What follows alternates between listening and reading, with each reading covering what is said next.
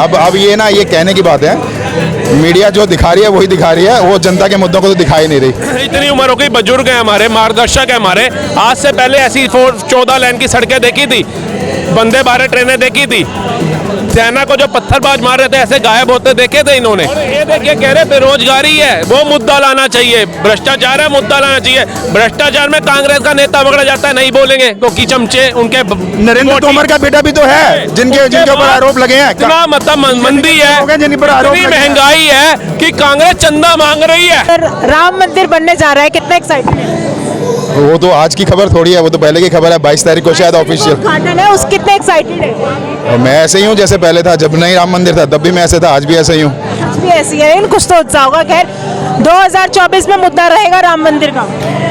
मुद्दे तो मीडिया बना रही है, सरकार बना रही है, आम लोगों को क्या चाहिए वो, उसके लिए तो ये मुद्दा नहीं है। बाकी आप उछालते रहिए, और परसेप्शन होती, परसेप्शन की पॉलिटिक्स है। अगर आप मीडिया में यही दिखाएंगे कि राम मंदिर ही मुद्दा है तो राम मंदिर ही मुद्दा होगा।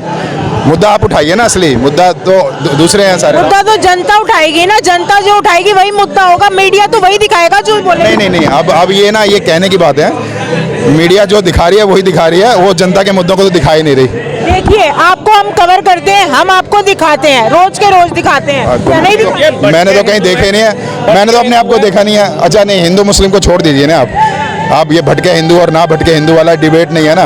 डिबेट आज आप रोजगार पे लीजिए ना, आप रोजगार पे डिबेट लीजिए ना।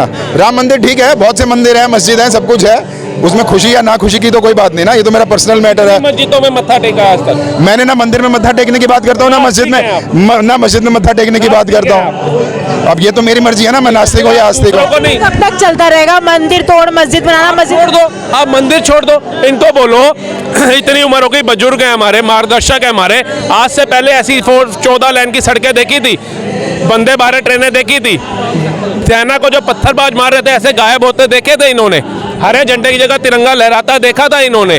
और ये राम मंदिर की बात करते हैं, अन्य मंदिरों में भी जाते हैं, जो ये कहते हैं उससे रोजगार क्या मिलेगा। उसके बाद जो फूल बेच रहा है क्या वो रोजगार नहीं ले रहा? टैक्सी चला रहा है वो रोजगार नहीं ले रहा, रिक्शा चला रहा है वो रोजगार नहीं ले रहा, होटल चला रहा है वो रोजगार नहीं ले रहा, ढाबा चला रहा है वो रोजगार नहीं ले रहा। ये सब पहले नहीं था रोजगार?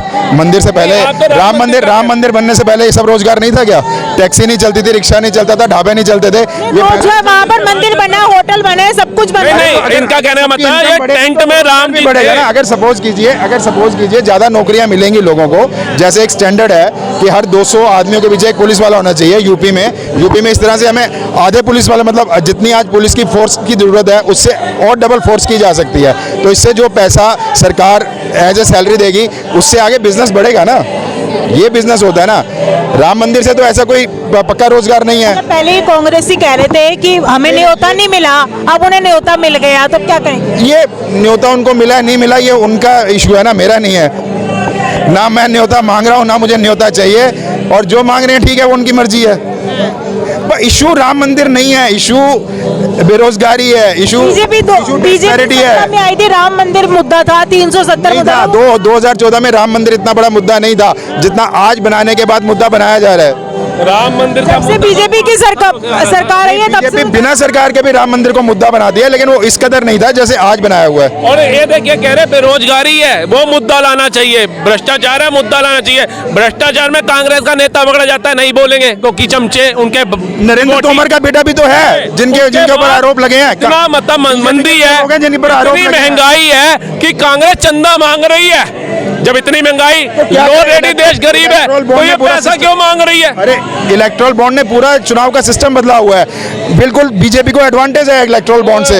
इलेक्ट्रल बॉन्ड ऐसा सिस्टम है जो बीजेपी को। सबसे अमीर महिला कंगाल हो गई 10 सालों में, 5वीं सबसे अमीर महिला कंगाल हो गई। आप बताइए, ये तो आंकड़े बोल रहे हैं।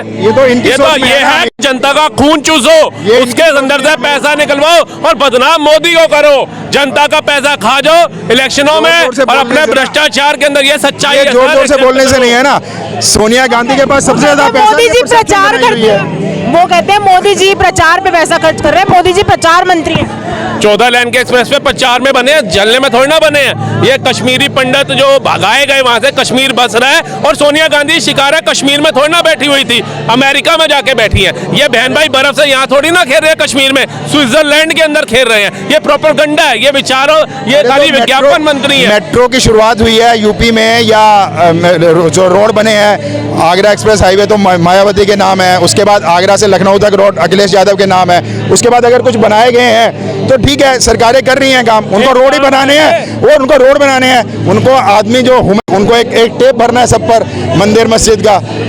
सिर्फ रोड बनाने से विकास नहीं होगा ना, विकास तो चौमुखी होना चाहिए, जिसमें आपके पास स्किल होना चाहिए। अभी जो स्किल है सिर्फ बहस करने का है कि भाई बीजेपी अच्छी है या कांग्रेस अच्छी है, इसके बिना तो दूसरा कोई काम ही नहीं है। बीजेपी अच्छी है, कांग्रेस अच्छी है, आप ही बता दीजिए कौन है? नहीं, मैं तो सीधा बोल रहा हूँ कि देश से डेमोक्रेसी खत्म हो रही है, मैं तो सीधा बोल रहा हूँ इस बात को। 24 में कौन है? 24 में कौन आपकी तरफ से? बीजेपी ने अपना, मोदी जी ने पूरा सिस्टम बना लिया है कि वो खुद ही आएंगे। आपकी तरफ से प्रधानमंत्री कौन बनना चाहिए? मोदी जी को छोड़ो। मैं तो बोल रहा हूँ या तो रघुराम राजन को प्रधानमंत्री बनाइए, जिनको अच्छा ज्ञान है इकोनॉमी का, वो गवर्नर भी रहे हैं देश के, या नंदन नीलेकनी को बनाइए, जिन्होंने आधार कार्ड का पूरा सिस्टम इंडिया को दिया। राहुल गांधी को बना देना चाहिए प्रधानमंत्री। अगर लोग चुनेंगे, एक बात तो सुनो, कर देंगे।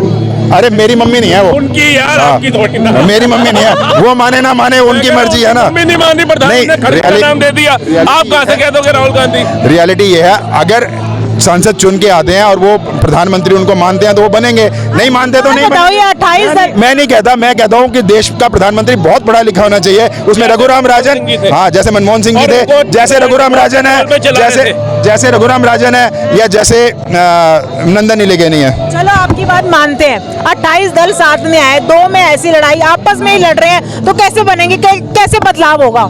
ये तो वही दल जानते हैं ना। आप ईवीएम पे निशाना साध दोगे, लेकिन बदलाव कैसे? मैं ईवीएम पे निशाना नहीं साध रहा, लेकिन इलेक्टोरल बॉन्ड प्रूवन है कि वो बीजेपी को एडवांटेज देता है दूसरी पार्टियों के मुकाबले। ये रघुराम राजन ने अपने इंटरव्यू में बोला है। अगर रघुराम राजन को ये नहीं माने कि वो समझदार इंसान नहीं है, उसको इंडियन पॉलिटिक्स के बारे में पता नहीं है, उसको इकोनॉमी के बारे में पता नहीं है, तो फिर ये जो मर्जी बोल लो। अर्थशास्त्री डॉक्टर मनमोहन सिंह जी को भी मानते थे, हम तो अर्थशास्त्री डॉक्टर मनमोहन सिंह जी को भी मानते थे, और आज भी मानते हैं, लेकिन उसको कठपुतली किसने बनाया?